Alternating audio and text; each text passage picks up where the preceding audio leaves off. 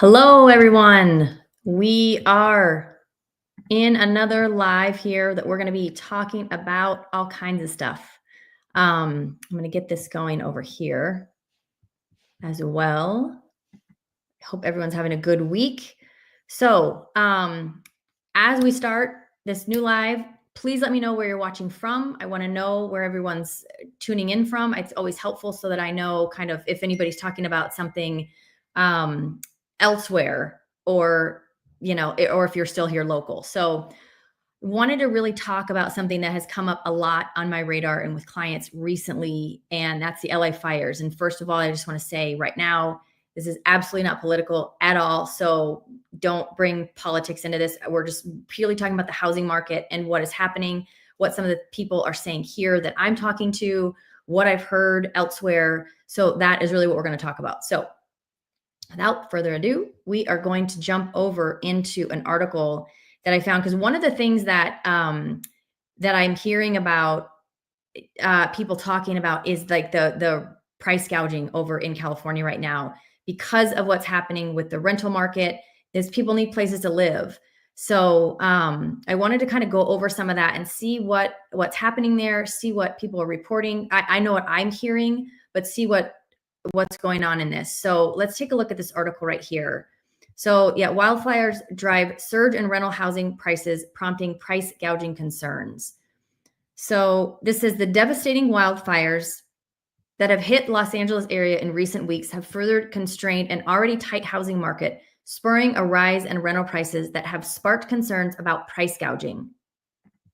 And I've heard this from multiple people. So let's keep reading. Authorities have said more than 12,000 structures have been destroyed by the Los Angeles area wildfires, which have impacted Pacific Palisades and Altadena, as well as in the Malibu area. At least 27 people have been killed by the wildfires, which continue to pose, oh gosh, sorry about that, pose a threat as firefighters work to contain the blaze that were driven by the Santa Ana winds. These fires destroying a significant number of homes in those areas, and many people in the region still subject to evacuation orders due to the dynamic nature of the wildfires. Area residents searching for rental housing options are seeing prices climb dramatically compared to the market before the fires broke out. And so this is what the part of this article that I really kind of want to talk about.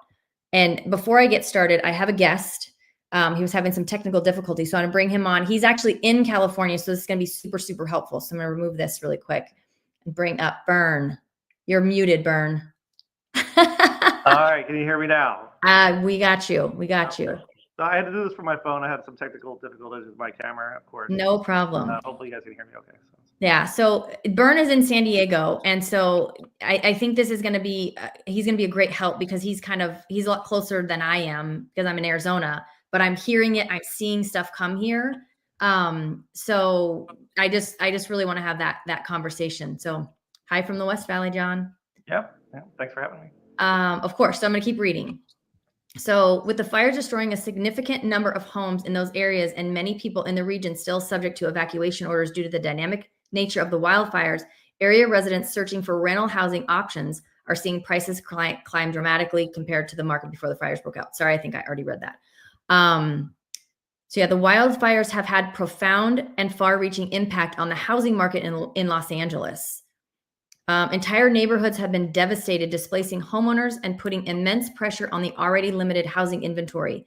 Families who lost their homes are urgently seeking rentals, driving demand in nearby communities. So I'm going to just stop really quick. So Bern, you actually have family that were there. Yeah, my wife's sister lives in the Pacific Palisades, or lived in the Pacific Palisades. So their whole street burned down except for two houses. Their house somehow survived. Apparently their neighbor stayed behind and sprayed that their lawn caught on fire, and he went over there and put it out for them with the garden hose. Wow. So, all their neighbors are gone. So they found a rental for 6 months in like Century City area. It's like a condo townhome thing they're going to do, and they're not sure if they're going to even move back into the house or when they're going to move back in. They said they can't even move in there at all for at least I think 3 or 6 months because of all like the things that burn down that are toxic, like batteries and stuff like that. Because you can't even live there even if your house did not burn down or did not get touched. So right. It's definitely going to change the market up in LA because that's one of the most expensive areas in all of Los Angeles. So Right. it's definitely, no one really knows exactly how it's going to play out, but I imagine some of those people won't go back. I mean, they'll get rebuilt eventually, but you're probably looking at 5 to 10 years before that neighborhood's back to a normal neighborhood. Right. I know it. So, okay. So let's get back to this really quick. So it says Daryl Fairweather, chief economist of Redfin, expressed a similar sentiment, telling Fox Business that not only will those current seeking rental housing see higher rents, but people whose leases are up soon might get a rent increase that weren't anticipating it. Fairweather added that some residents are looking for rentals as far away as Santa Barbara due to high demand closer to the fire zones. Yeah, I've even had a couple of people recently from LA move or inquire about moving down to San Diego just for rental purposes for a period of time. So And that's what I was going to ask. We're having our own issues with fires right now too. So I was going to say, you guys have had fires. We were talking earlier this week and you're like, oh, there's a fire right here, but they got it out. Yeah, I think I sent you a photo of it. Yeah. So. Yeah. Yeah. I mean, they've got to go somewhere. They need housing. And I mean, I can't imagine if they don't want to, leave to go too far. They're going to have to go out, kind of outside of. Yeah, it's usually either Santa Barbara or San Diego or Orange County if they want to stay relatively within driving distance. If they work, if they have to go to work still. Right. You got to be within a certain proximity, obviously. So. Right. So are you guys seeing anything down there for like rental, the rental rates rising significantly? I wouldn't say yet. I mean, it's still so early. Like the fire just started like this past month. So yeah, I think you'll probably start seeing more of it in the next like 2 to 3 months, probably, if that really does come, if people really do come down to San Diego for it. But as far as right now, I just had helped a guy find a rental recently, and there were a bunch of applications on it. So maybe it is happening. I don't know. I know. I've seen a few videos on it that people have said, they showed up to see a rental and there were 20 people in line. Yeah. To see the same rental. And then it's getting bid up and up and up and up. So it's just. Yeah, I would not be shocked by that. I mean, LA rental prices must be through the roof right now. But I know. I'm not sure if it's trickled down here quite yet. Although I don't do a ton of rentals for the most part. Yeah, I know. I don't either, but it's just, it's interesting to see. Okay. I think I read that last part without having this up on the screen. So let me go back here. Yep. Okay. So Joel Burns, senior economist at Realtor.com, told Fox Business in an interview that from January 4th to January 11th, there were several zip codes near the fire areas that saw notable jumps in rental prices following the fires. The 90403 zip code, which he explained is in Santa Monica, southwest of the Palisades fire, saw rents rise by 33.9%. Another Santa Monica zip code, 90404, saw rents rise by 23%, while central Pasadena's 91152 zip code saw almost 20% rise in rent in that period. Those are all right next door to all the fires. Like Santa Monica is right next to the Palisades. Altadena is right next to Pasadena. Yeah. I have clients that are in Pasadena. Yeah. And I reached out to them when they started. They got evacuated and they didn't know about their house, but they're like, we're together and we're safe. And that's all that matters. Yeah. Yeah. Berner noted that all the data is still noisy, as other positions of LA saw rent falling week over week, but that once there is a full week of post-fire data, it may be easier to see the full effect of the rental market impact. Yeah, I think it'll take a month or two before we start seeing like where things are heading. So yeah, I agree. And I mean, I think that there's a law though in California, the anti-gouging law. Like trying to increase the rents, like astronomical amounts, basically. There's a law, and I don't know. I was wondering if you knew much about it. There's a law that basically says that people can't raise rents like exorbitantly based on natural disasters or things when people are in crisis. Basically. Yeah, I just don't know how they enforce something like that too. So well, I just saw something recently, and I don't know that this is true either. But I saw something saying that real estate agents, some real estate agents are going to be held accountable on some of that because they're saying to do it. I'm not sure. Yeah, you would hope that people like have a rental, they would have some heart for people that have not went through that their house just burned down. But unfortunately, not everyone. I know. I actually know somebody from here that is a real estate agent who owns a few homes there and has reached out trying to find like families that have been displaced and can't find homes. And he's like, I will let you stay in my house for free. Yeah. I mean, that's You would hope that a lot of people would do that, but unfortunately, I don't think everyone's as I know. right. It's just it's so crazy. It's so have you guys seen anything like with your market, people coming there just saying like they're thinking about leaving LA and coming to San Diego instead of I staying think a lot of here? people are still trying to figure out, like even my in-laws are up there. We're talking about, like, okay, well, do we move to that neighborhood? I don't think they're going to leave LA, Yeah. but maybe they're going to rethink where they're going to live. Like, do we want to live in a? I mean, the problem is all of Southern California is in some sort of higher fire zone area. Obviously, the areas that are closer to like canyons, like the Palisades were, or even when I'm at my office right now, my house is right over here, and there's a canyon right. I mean, it's a 22-mile canyon. Yeah. Canyon. So if it ever caught on fire, we would be in trouble. So, and then there was a fire right over here in Rancho Bernardo. There's one right by the border in Otay Ranch right now that's like massive. I forget how big it is, but it was like 2,000 acres or something like That's that. burning currently? It's on fire right now. Yeah. I know. I've got family in Southern California in Riverside, and there were some fires in Yucaipa and, places that were a little bit closer to them as well. And now it's the serious conversation that we're having with family. Like, hey, do you have something ready to go? Yeah, when I first moved to California, I was like, okay, earthquakes are my big problem here. And granted, it could be a problem, but fires are definitely appeared at least since the time I've lived here, have been way worse than earthquakes. Yeah, I know. That was one of the reasons I left California is the earthquakes. Yeah. I did not like them at all. I mean, those things are like nothing now compared to the fires. So, oh, it's crazy. So how overall, like how's your market doing right now as far as the housing and everything that you're seeing? in regards to fire, or just in general? In general. It's I would say so the last like 5 years it's been super super hot here in San Diego. Yeah. Last year I felt the first year that I felt like it was becoming more balanced, especially the second half of the year. And this year I definitely have seen more action like even just the last 2 weeks. But I'm curious to see how it goes. Is it going to be super hot again?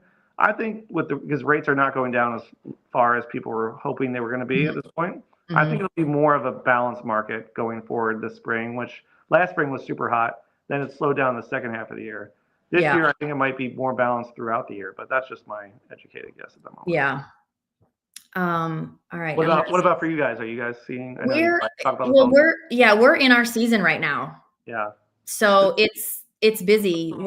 I mean, I would say the people that are really working, they're busy. I've got a lot of buyers. I think the thing for us, our inventory is up from where it was, during the pandemic when it was really, really low. But still, it's really hard to find houses. Yeah. What's your month's supply of inventory? Not to bore people with months. No, we talk about this a lot. So we're a little different here. You can look at month supply of inventory, but that is not how that's not how I gauge buyer market, seller market. Sure. So we have a whole thing here called the Cromford Market Index, where they look at the real estate data every single day. Okay. And they put it into all of these different indexes and things like that. And so overall, our market, when our market goes into a buyer's market, it stays very short. Okay. So we were in a buyer's market at the end of last year. We stayed for about 6 weeks. We popped back out of it. We're balanced kind of seller market, depending on what city you're in. Okay. And then the last buyer market that we were in, which was before the pandemic, was 4 weeks long. That was it. Oh, okay. Not very long at all. So we don't, because we look at a lot of things more than just like how much supply is on the market. It's more how quickly is it being absorbed? There's a lot of other, metrics that we look at. So with it being our season, it's normal. This is our time that between January and April, May is when we sell the most of our homes for the whole year. Okay. Right now. So I mean, but it'll be interesting, with all this stuff going on. Yeah, with all this fire stuff, I wonder if this changes people where they want to live now, because some of the most popular areas in San Diego are near canyons or brush because you get views or you get open space and that sort of thing. And then because fires are nothing new to Southern California, but this year in particular has been especially dry, there's just been no rain. We're supposed to get rain finally this weekend, I think Saturday or Sunday and Monday finally. But I don't think can't even remember the last time it rained. Maybe 10 months ago. Sorry, I'm just asking No, it's okay. 10 months ago, it was the last time we remember it rained. Yeah, I mean, we've probably had rain sooner than that, or closer in time than that here, and it's normal for us to not have rain. Yeah, I mean, we don't usually get, but this time of year is when we usually do get, like from like December through like March or April. We usually get rain. But not like a lot, but we get, Right. occasional rain. Right. This is probably the longest I've remembered in some, which is why these fires are such a problem because, Yeah. and the Santa Ana winds are like Oh, absolutely the worst part on, because if there's no the wind, it's easier to contain the fires. But when these Santa Ana winds come through here, it was like hurricane level winds coming through here, at least up in LA. And yeah. yesterday we had really bad winds, which is when that one down by the border started. That's why that one moved so quickly. Yeah.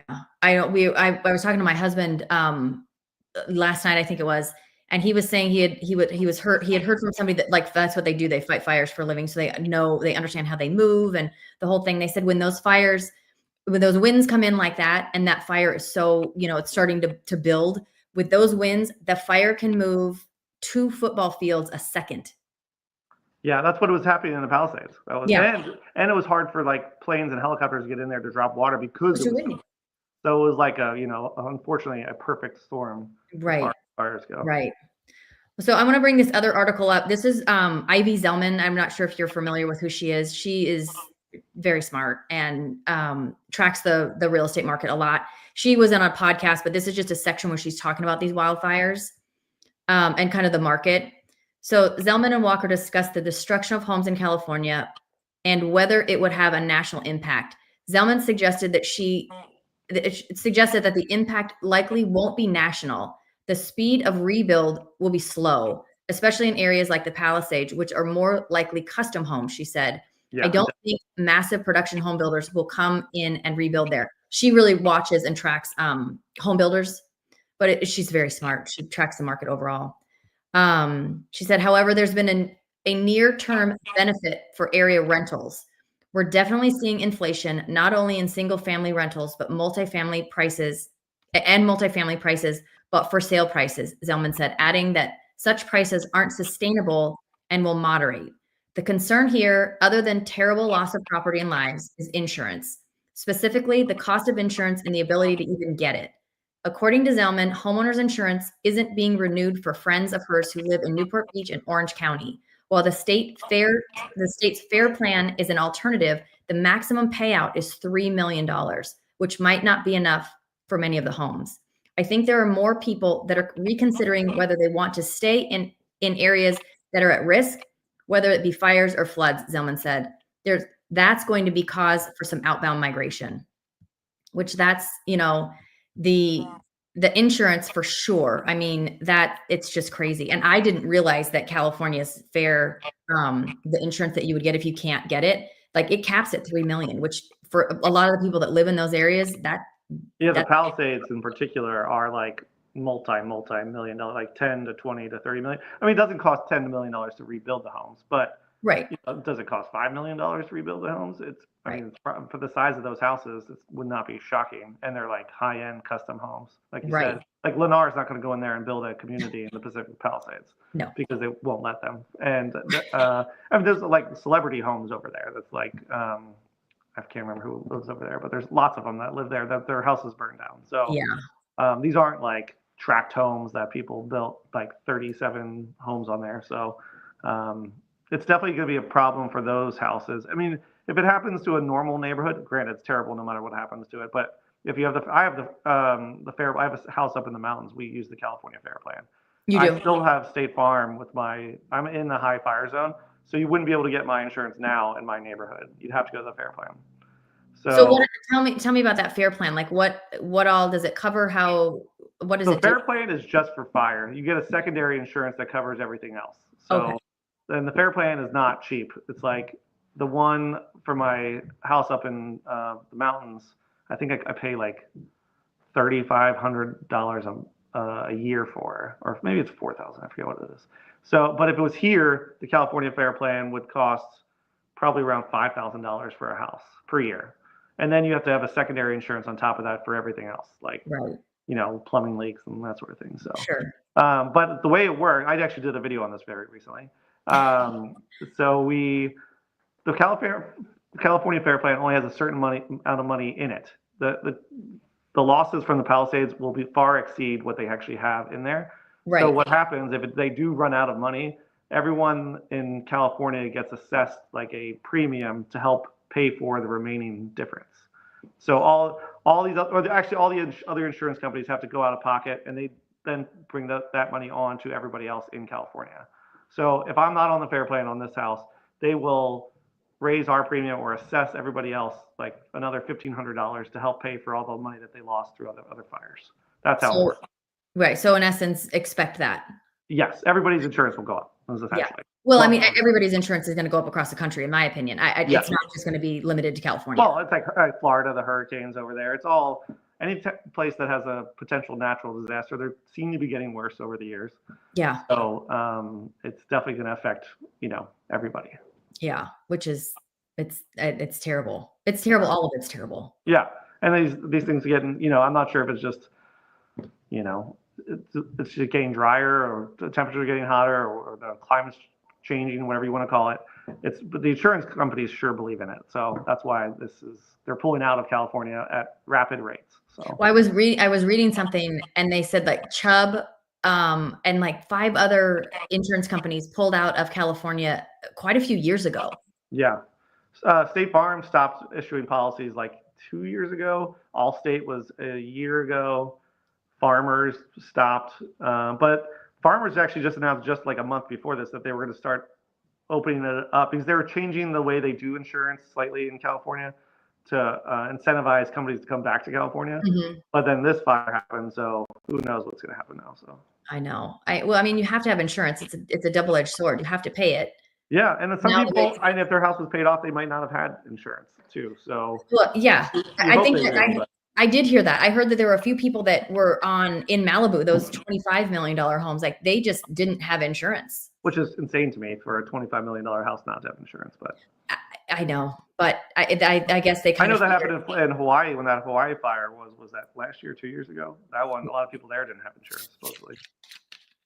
I mean, if you have a $25 million house, you'd think you can afford insurance, but at the same time, they might think, you know what, I'll just rebuild it.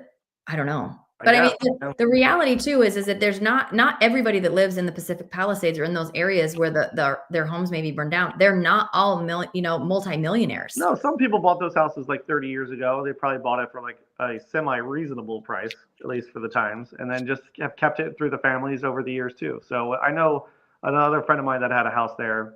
It was their parents' house that they've owned for like 30 years, and when they bought it, it was probably, I don't know, $500,000 or something. Right. Yeah. It's just crazy. Okay. So leading into what we were talking about, as far as like, are you seeing anybody come, into San Diego or anything like that? There was an article written over here about, let me jump over here. About the LA fires. Will likely mean a wave of renters and homeowners headed to the Metro Phoenix area. Sorry, this thing is. But you haven't seen that yet, I imagine. I have not seen that right now. And I was talking with a client of mine earlier. I'm going to let that catch up here. I was talking with a client of mine earlier about that today, and I think you said this earlier too. I think that it's going to take time for us to really see what happens. I think that a lot of people are trying to get their feet under them again and just say, what just happened? People don't want to make life-changing decisions, in the heat of the moment. Not at all, and I don't blame anybody. So I think that it's going to take some time for people to figure out, like, what are we going to do? Are we going to try to rebuild? Are we not? What does it look like? And, and do we want to stay here? I think some people are going to ask that question. Do we want to stay here? And so I do think that California is going to see some fallout from that, because I think some people are going to make the decision and say, you know what, it's no longer worth it for me to stay here. Yeah. I do think if their insurance didn't cover the entire amount of their house too. I know. And I think that some people are going to make some of those decisions because, I mean, think about it. If you have a kid that's in like first or second grade, not only your home burned out, but your school burnt down, where are they going to go to school? Yeah. And then you got to think about all of that. Where do you go? And you want some stability for your kids. Yeah, I know they were looking for like temporary places to have school for the people because some of the schools did burn down in the Palisades too. So yeah. Hi from Chandler, Christy. Nice to have you. Hi. Yeah, so I think that some of that is it's gonna just take time. I think that once people kind of say, okay, I do want to rebuild, it's like how long does that take? Have you heard anything over there about how quickly they're gonna push stuff through the city to help people rebuild I've faster? heard they're going to attempt to do it quicker than normal because if they do it normally, it'll take literally like 10 years because Right. just how California works as far as permitting stuff goes. So super fun. Um, but I would imagine they're definitely going to expedite stuff, like especially in areas like the Palisades, because they want to keep the neighborhood there, the people there, and all that sort of thing. So I have to imagine it's going to be quicker, but I don't know that for a fact. So Right. I know I had heard that they're gonna try to make things streamlined a little bit more to help push some of this permitting through. I mean, they've got a lot of cleanup to do.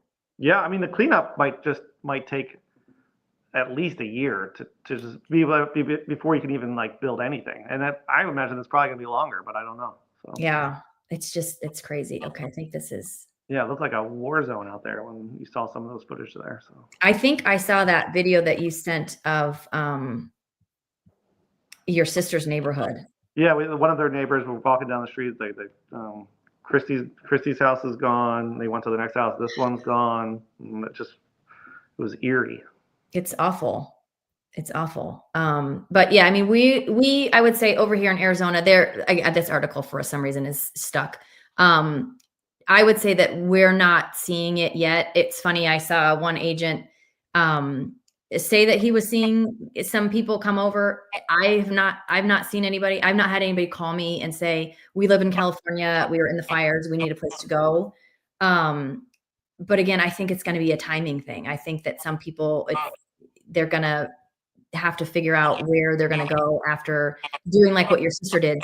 We're going to rent a place for 6 months until we can kind of figure out what does it look like now. Yeah, I really don't. They were supposed to come down here like in the next week or so, so I'll have more information then. But I didn't want to like keep hounding them about questions about this because I'm sure they're going through a lot. So Yeah.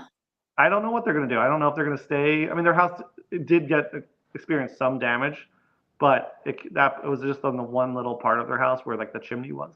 So they couldn't. They said that was enough damage that they couldn't live in it, even if they were allowed to go into the neighborhood. So I don't know what they're going to do. Well, I can't imagine. And I mean, the smoke in the house has to be the smell. You know what I He mean? actually went into the house after the fact, and he said it almost felt like it didn't happen because he didn't smell anything inside the house. Which I don't know how that was possible, but Yeah, that's very eerie. yeah.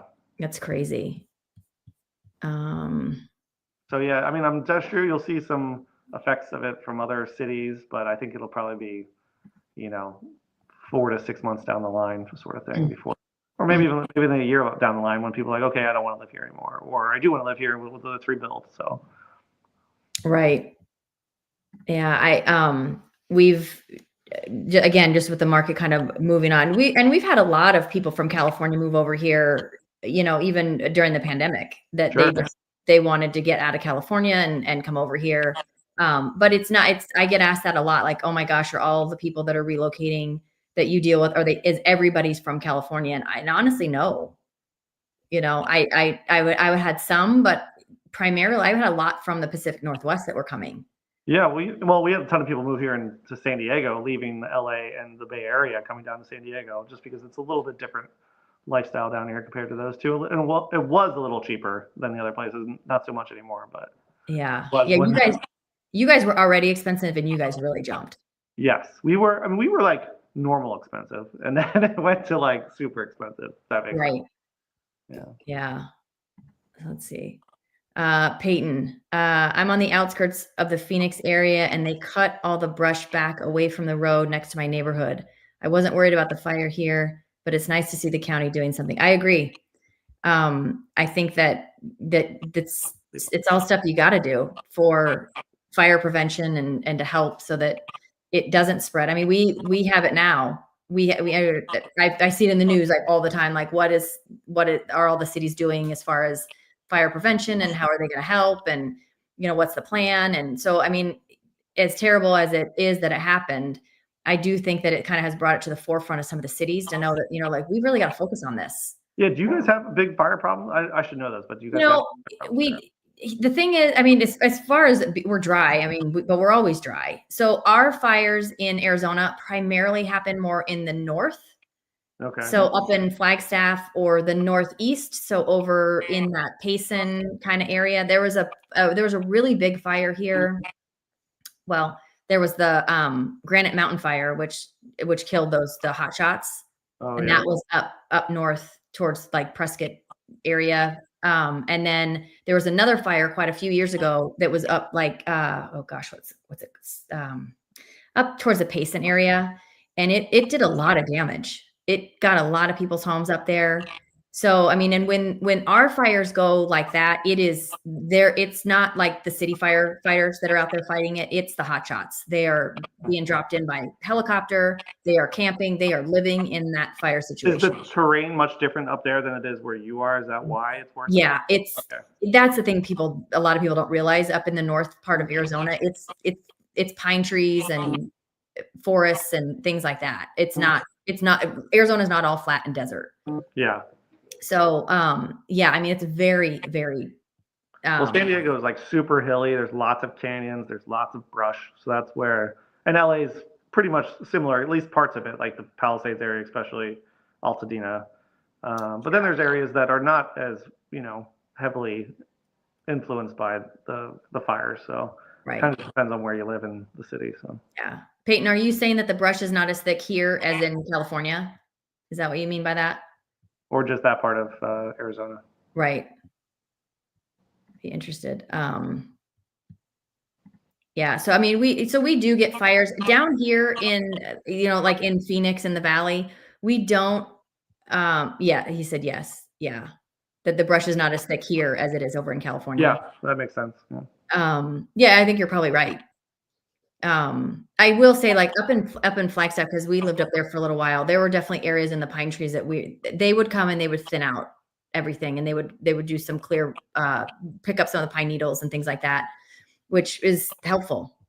I wonder if Arizona does a better job of maintaining the brushes and that sort of thing compared to California. I don't know the answer to that, but I'm just curious. I was listening to somebody a talk about what they remembered as a kid in California living in those areas. He's like, I remember looking up at the mountains and seeing a clear cut across the trees, and that was a fire break. Gotcha. And he's like, and they just don't do that anymore. I mean, I grew up in Southern California, but I don't remember that in any of the mountains by us. But it's interesting, Well, I'm on the HOA in my neighborhood, and my neighborhood is basically surrounded by a canyon, which is great for fires. But every year we have to, part of our HOA is that we cut back, I forget how many yards it is, like 30 yards from the canyon to where the houses go. Yeah. But even like 30, whatever it is, 30 yards, with the winds blowing as hard as it could be 1,000 yards and it would still be a problem. So, right. But the winds are the things that really have caused problems for California this time of year, at least. Yeah. So yeah, down here in the Phoenix, we had fires in the Rio Verde area, which is technically Scottsdale, but it's governed by Maricopa County. Mm-hmm. We had some fires there last year, and there's horse ranches and things out there, and they got on that fire so fast. It did get close to a few houses, but they didn't lose anything, which was great. I mean, they worked hard and fast. That's good. I actually was in a class about the city and the way that we have the city fire departments, and there's a lot of them, but how the other bordering cities work together if there's a fire, because it's like if they get called out to a fire, then that area is kind of, left alone. They don't have any fire. So if another fire came, and so how all the cities work together to make sure that everybody as a whole is protected it's pretty intricate. San Diego's that way too, because I know in Rancho Santa Fe, which is another area that has super expensive homes. Yeah. All the fire trucks were literally just lined up on the main street there, waiting in case there was a fire. Like this last 2 weeks, everybody's going on standby, waiting, and they've been super quick. Like the one we had that I showed you the other day, that was over there, that was put out in like 4 hours, probably the entire thing. So if they can get to it quickly without the winds being a super problem, they're very good about it. But sometimes it's like the Palisades one was just out of control. So Well, those Santa Ana winds are brutal. I mean, I remember yeah, when I lived there, they are so fast and so it's just crazy. yeah, they were really bad here yesterday, but it died down today. So and now we're supposed to get rain on the weekend. So I hope you guys get a lot of rain. yes, I think Everybody should go everybody's to up. a rain dance. Well, now everyone's like, okay, we want rain, but not too much rain because then the mudslides come from all the fires. So Well, you know, I've seen it. I've seen it when it's there. I mean, that is the problem, and it usually happens in Malibu. yeah, and probably the Palisades too. So Yeah. So no, it's crazy. So I mean, well, it's yet to be seen. I hope that California has the ability to expedite people getting permits and things to rebuild. But it will be interesting. I mean, I've had multiple clients say to me, oh my gosh, they're feeling a little frantic right now. I've got to buy because all these people from California are going to come over here and they're going to buy real estate and all the prices are going to spike again. I don't think that's really going to happen. I mean, you'll get a few here, like 10, 15, 20 people doing it, but I don't think you're going to get thousands of people doing it. So Yeah, I don't think so either. I think that, and again, we talked about this a little earlier, but I think that if we got 1,000 people that decided not to move back in there and move over here, even if they picked just this one state, I think it would be over a longer period of time. yeah, it won't be all at once. Yeah, so I don't see that happening where all of a sudden prices are just going to spike and go out of control because everybody from California and the Palisades is deciding to move here. I don't see that happening. Sure, yeah. Yeah. So I don't think that there's a fear of our prices absolutely skyrocketing again purely because of this. Yeah, I think over maybe the next couple of years, you might even see like, okay, people might be over the fire risks. Although if there's fire risks in Arizona, maybe it's not a whole lot of that. They're not like that. Yeah, for sure. Yeah, they're not like that. I mean, down here, they're not like that. But, I mean, everywhere you live, there's risks. I mean, because there's some sort of natural disaster you're going to have to worry about, I think, anywhere in the United States. Right. So. Because some people might say that in the summertime, although we are not on fire, you feel as if you're on fire at 100. Yeah, I've been to Arizona in the summer. It feels pretty hot. So it's hot. Yeah. I mean, like, I know there's not a fire, but my body feels like I am on fire because I'll actually be there in March for my son's baseball tournament. So. Oh, nice. Nice. Yeah. March, you should still have good weather in March. Yeah, I think so. I would imagine. Not too hot in March, I would imagine. No, so we can there's spikes sometimes, but not so bad. Yeah. So, yeah. I mean, are you guys anticipating in San Diego that you're going to see people rush down there and buy properties and not? I mean, we've had people from LA come over the last 5 years come down here, but I don't think we're going to see like a huge surge. I haven't seen it yet. Maybe you'll probably get a few more, but I don't think it's like you said, it's not going to be like an overflow of people coming in and out. So yeah. When people left LA and came to you, what even over the last 5 years, what was their reasoning? A lot of people wanted, it was a more affordable. That was the bigger reason. It was like way more affordable than LA and San Francisco. So that was, but now San Francisco and San Diego are almost even as far as prices go. Some people just wanted to get out of the traffic in LA is way worse. So we get a lot of people coming down here for a little bit better traffic, although even now it's getting close to being similar on that end, but LA is on a whole nother level as far as traffic goes. And then just people could work from home, so that if they could work from anywhere, you get a lot of people that would like, oh, San Diego sounds like a pretty good idea. So we got a lot of that. Like we had people from like Facebook, Airbnb, Google, because they let them work for wherever they want. We had a ton of people come down to San Diego for that. So. It's funny. We have people that come here or that live here and they complain about the traffic here. And I'm like, I think just people like if you move from a different city, it all really depends on where you came from. Your idea of bad traffic is very subjective sometimes. So that's what I tell people. I'm like, look, I grew up in Southern California and our traffic was terrible all the time. Like there was no rhyme or reason to it. Yeah. It could be 2 in the afternoon. LA, when I lived in LA before I moved down to San Diego, and the traffic there is the worst I've ever seen for the most part. So coming down to San Diego was like, oh, this is great. But if you grew up in San Diego, you're probably like, oh, the traffic stinks here now. But compared to LA, it's still 1,000 times better. Right. I know. I had some clients over here just recently from Las Vegas, and they said that before they came over. They said, we hear a lot about the traffic over there. And I'm like, so I don't know that you're going to have a problem with it. I think you're probably going to be okay, but I hear the same thing, but I don't think it's terrible. I really don't. I mean, there's times that but it's rush hour and it's Yeah, not all rush hour in any city is like not great from any city I've ever been in.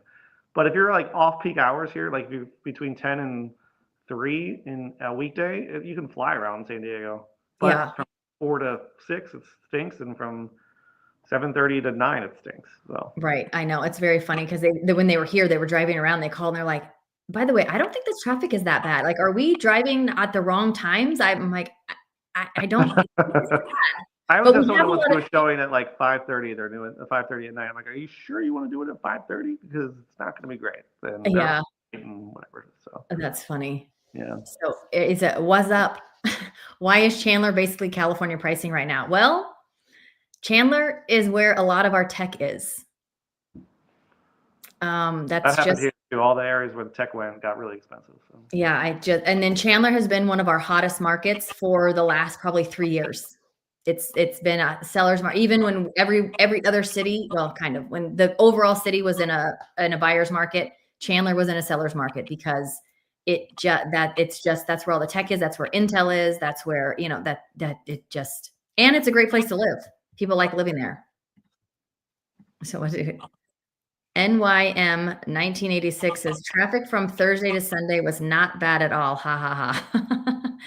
I think that might be, Thursday to Sunday was not bad. Okay. yeah, Thursday to Sunday was not bad at all. Was that a New York Mets fan? I'm a Phillies fan. Don't tell them. We all know when the snowbirds show up. Well, we do. And I'll tell you, people always ask, like, how do you know? I'm like, car transports. The car transports show up and start dropping off cars, which means I know that there's people coming. And then I know when they're all leaving because the car transports show up again and pick up their cars and then they all leave. That's probably the same time every year too, for the most part, right? About, yeah. Well, it's funny. It depends on our weather, and it depends on the weather, where they're coming from. So if their weather if they get a cold snap there really early, then they'll usually come earlier. Okay, here. makes sense. But what they'll do is they'll come here earlier, but then they go home like for the holidays. Gotcha. Their families usually, but then they'll come back. So it's an interesting thing. And then if we start getting really hot early, they'll try to stick it out, but then they're like, yeah, we're out of here. I don't blame them. If you can do it, you can do it. All hours of the day. You think there's traffic all hours of the day? Really? I do not. Here in Phoenix, I'm in my car driving around a lot. I'm not stuck in traffic. Yeah, like the 9:30 to 3:30 is pretty good. After that, it's bad. Yeah. That's what it is like here. So yeah, the snowbirds, and they drive so slow. Yeah. Well, is that true? I know. We have a lot of people that come here from, for second homes that come from the Midwest. So Do they drive slow in the Midwest? I think that they just have a different style of driving, maybe. If they come from like a smaller city or like a smaller town, it's not. They're not in a rush. It's just not exactly. It's just not as harried. I mean, I wish that was the way that we were here too. I mean, but yeah, everyone's in a rush here. It seems. I know. People go like 80 on the freeway here. Like that's like a normal speed. Well, that's where I learned to drive. And what part were you from? What part originally were you from? I was born in San Diego. Oh, you were in San Diego. I was born in San Diego, but I left there when I was in second grade and I was in Riverside. Okay.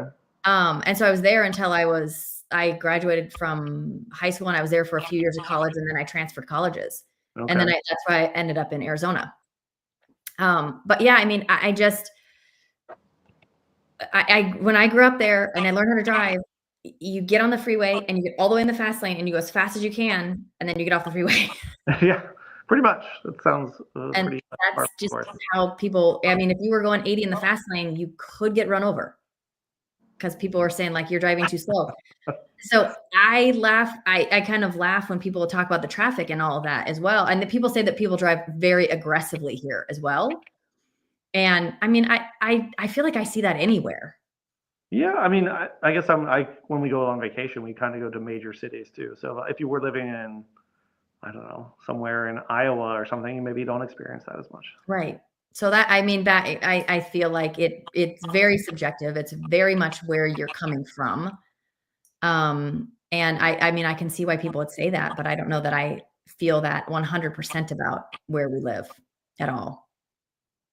So, I mean, we still have In like the North Scottsdale area, there's still areas up here that are rural. You're driving on dirt roads, and it's cowboys and the whole deal. And it's funny because people come from the cities or other places, and they're like, "Wait a second, what's going on out here?" Okay, so I haven't spent a lot of time. I think I've only been in Phoenix one time, so this will be my second time going in next month, or no, 2 months from now. Yeah. So hi, Jim. I love him. So traffic is not bad here at all. Okay, so he came from the Oregon area, if I remember. Okay. I'm pretty sure. Is Oregon bad traffic? Is Oregon bad? No, rush hour. Yeah, not bad here at all. Rush hour, yes, for a couple hours in the morning and evening. I drove from Gilbert to the airport yesterday at 5 p.m. and did the speed limit or more the entire way. Yeah, I don't see it. Like, how far do you live from the airport? 25 minutes. In rush hour, how long would it take you? Like 35 minutes? Maybe. Okay. Maybe. And I'm only going to hit traffic right before I get to the airport because there's an interchange there. That doesn't sound too bad to me. No. But again, it's all subjective. Like, depends where you came from, where you were, or what you're used to. So. Yeah. Oregon has horrible traffic. Oh, does it? Okay. I didn't know. Yeah. I know. And where he is in Gilbert is far from the airport. He's not super, I don't want to say it's really far, but it's not super, super close. All right. Drop eventually also. Again, I'm not sure all hours of the day. Drop again. A drop eventually also. Not sure what you're saying. I don't know what you're referring to. I'm not sure. Yeah. So, I mean, it's all those things that people look at when they're moving here, which is always interesting to me. I mean, rightfully so. They're all things that you want to know about. If you hate traffic, don't move someplace that has a lot of traffic. Don't move to LA. So in your pros and cons video of living in Phoenix, I'm sure you mentioned traffic. Is it a pro or is it a con? What do you say? I always talk about it that people say it's a con. I personally don't see it as a con because I don't think that we have a lot of traffic. I mean, in my area right now, and I'm in North Scottsdale, there's a ton of freeway traffic, or I'm sorry, freeway construction. So the traffic is bad, but I look at that and I'm like, I have to live through that to get wider freeways and to get better traffic, basically. Right. And then hopefully the traffic goes away. That is the hope. Sometimes that doesn't work though. Okay, see comment above. Drop eventually also is finishing the post above it. All hours of the day, drop eventually also. I think I might be missing something. I think you meant.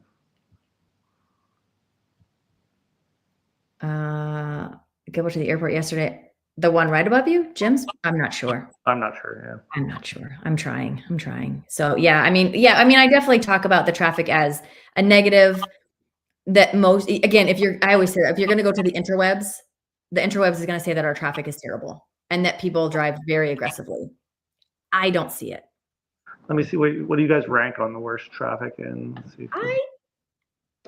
I don't feel like, for some reason, I want to say that we don't rank great on that. Let's see if I can 10. Let's see if you're not in the top 10, I imagine. Atlanta, you're not in the top 10, so that's good. Yeah, well, Atlanta's terrible. Atlanta's number 10. What's the number one? Sometimes DC's number. Let's see what it was. Oh, it says Chicago on this one. This is most congested cities. This says. I'm not sure if that means. Yeah, Boston, New York City, Philadelphia, Miami, Los Angeles. Yeah, I mean, we just don't have that much traffic. So, I mean, if anybody's moving from LA, you are not going to feel like you've got the traffic like LA. That's for sure. Most hours delayed in traffic is New York. Chicago's 2 on this one. LA 3, Boston, Miami, Philadelphia, Washington, Houston, Atlanta, Seattle, Nashville, San Francisco, Baltimore. So yeah, you're not in the top. What is this? 20. So yeah, I feel like if you're not in the top 20, you're doing all right. Yeah. So what do you say? Trump talking a lot about wanting housing to be affordable again, making lots of policy moves already. I would expect rates to fall since it is one of his highest priorities. Yeah. I don't get political.